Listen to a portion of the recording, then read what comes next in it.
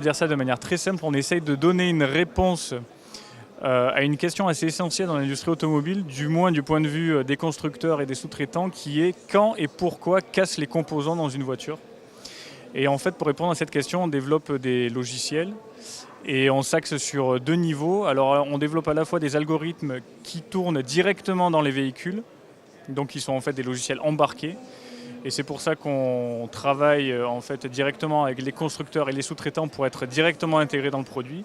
Et ces petits morceaux de logiciels, qu'est-ce qu'ils font? En fait, ils font de la fusion de capteurs qui permettent en fait de donner accès à des grandeurs physiques qui permettent de faire état justement de l'état des composants et aussi de la manière dont ils sont utilisés, donc des profils d'utilisation de ces composants.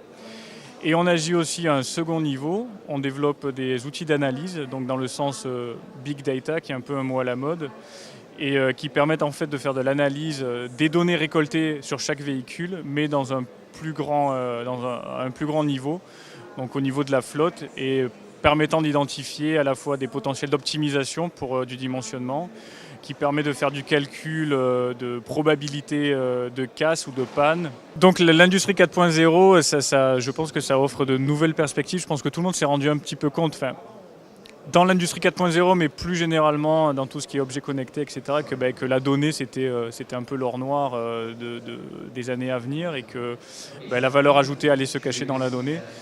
Donc c'est vrai qu'il y a un gros potentiel sur ça. Je pense qu'il faut quand même faire attention. C'est un peu ce que de mon point de vue, j'ai pu observer ces derniers temps et puis ces dernières années, c'est qu'il y a en gros deux parties pris sur ça. C'est récupérer toutes les données qui sont possibles et imaginables, les stocker quelque part, et puis espérer peut-être à un moment donné de trouver quelque chose qu'on puisse en faire.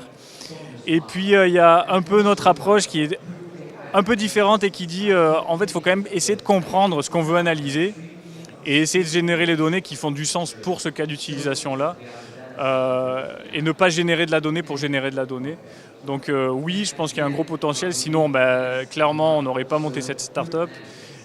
Mais par contre, je pense que d'une manière plus générale, il va falloir faire attention à la fois à la donnée qu'on génère et puis surtout à la manière dont on va l'analyser, histoire de ne pas se retrouver à la fin avec des analyses totalement erronées ou à côté de la plaque.